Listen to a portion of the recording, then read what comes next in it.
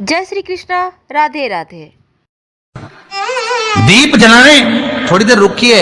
और दीप का भी नियम है महाराज, दीप का भी नियम है।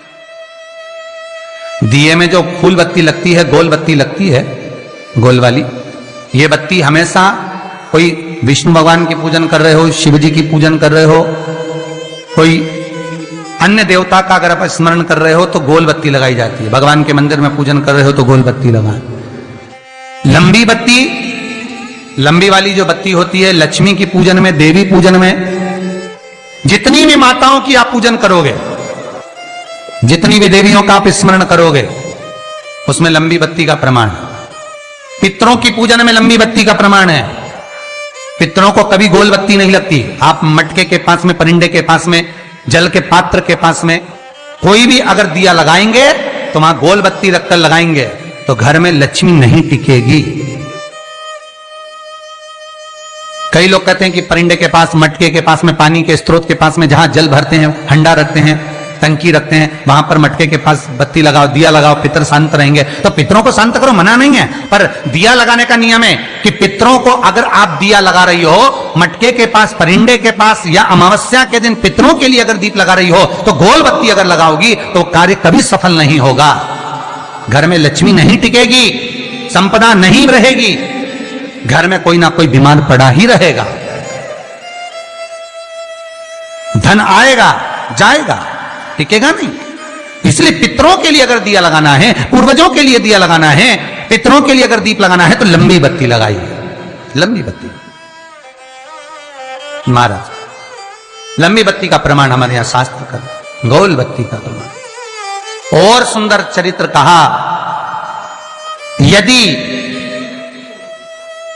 आपके जीवन में बहुत ज्यादा लक्ष्मी से तकलीफ है, कष्ट बहुत ज्यादा है, या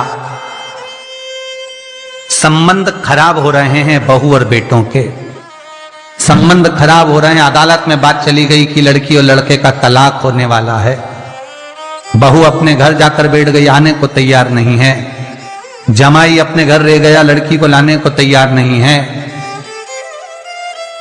सास बहू में आपस में तनमन चल रही है, प्रेम बिल्कुल नहीं है, या लक्ष्मी आती ही नहीं, बहुत कष्ट है, जमीन जायदाद पड़ी बिक नहीं रही, तो एक काम करना, इतना दुख अगर आपके जीवन में है तो कार्तिक के महीने तक रुको, और कार्तिक का महीना आए, त्रयोदशी तिथि आए, कोई सा भी हो, सोमवार, रविवार, मंगल, बुध, कोई सी भी त्रयोदशी, प्रदोष, कोई सी भी प्रदोष तिथि आए, उस दिन तुलसी की लकड़ी, पहले से तुलसी आपके घर में अगर सूखी हो, तुलसी सूख गई हो तो उसकी जो लकड़ी होती है, उस लकड़ी का 7 लकड़ी का बंडल बनाकर दीप बना लो।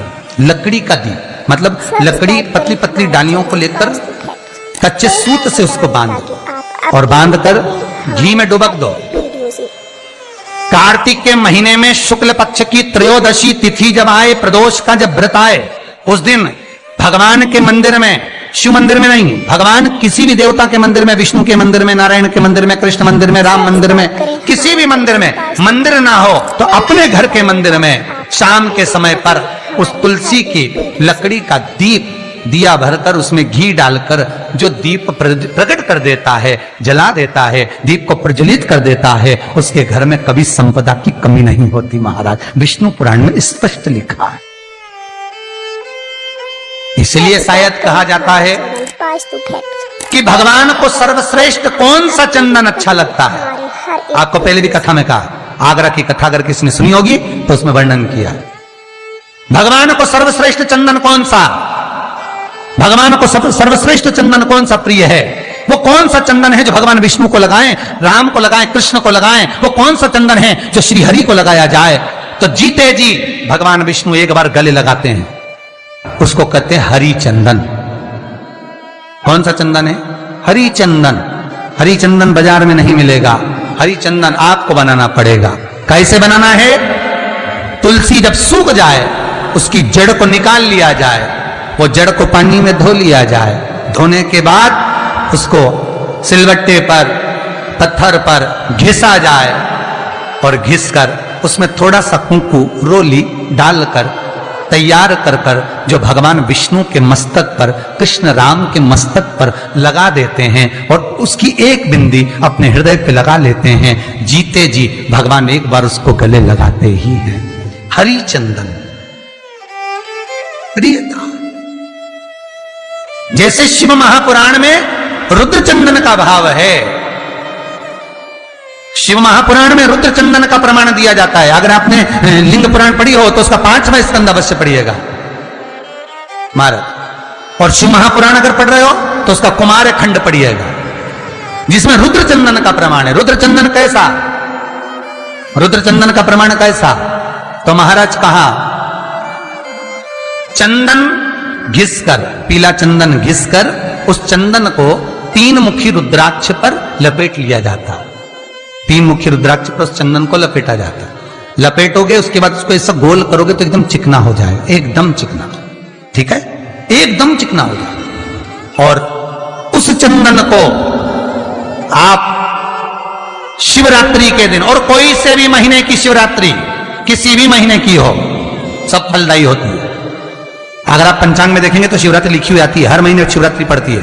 किसी भी महीने की शिवरात्रि पर रुद्र चंदन, अर्थात जो चंदन का आपने 3 मुखी रुद्राक्ष में लेपन करा है, उसका गोला बनाया है, वो चंदन अच्छा मोटा मोटा कर लेना, अच्छा बढ़िया, ऐसा नहीं थोड़ा बहुत ही लगाओ, पूरा रुद्राक्ष दिखना नहीं चाहिए। पूरा लपेट कर उसको शंकर के शिवलिंग पर ले जाकर रख दीजिए और फिर धीरे धीरे शंकर भगवान का जल अभिषेक करना प्रारंभ कर दीजिए। वो चंदन पूरा धीरे धीरे शंकर के शिवलिंग पर डलना चाहिए। शंकर के मूल मंत्र श्री शिवाय नमस्तुभ्यं का जाप करिए।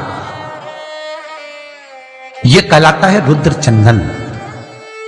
इस चंदन के अभिषेक से महाराज जो काम नहीं होता, आप कर कर उस कार्य को प्राप्त कर सकते हो, सिद्ध कर सकते हो। रुद्र चंदन, हरि चंदन, रुद्र चंदन, ये वो चंदन है जो जीवन का सुख प्रदान करने वाले हैं। हरि तत्व